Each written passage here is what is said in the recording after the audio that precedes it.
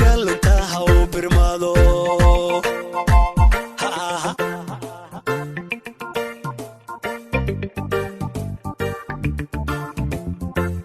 بسم الله الرحمن الرحيم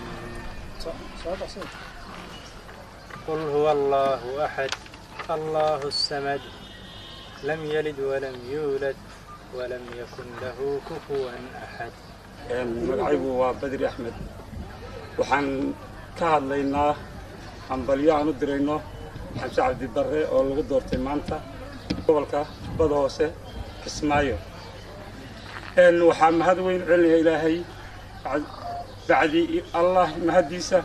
waxaan aad iyo aad ugu mahad celinayaa dadkii ka soo shaqeeyay hawshaas inay qabsanto ee u gartay inuu Xamse noqdo xildhibaanka maanta ee Jubbaland u matala dawladda dhexe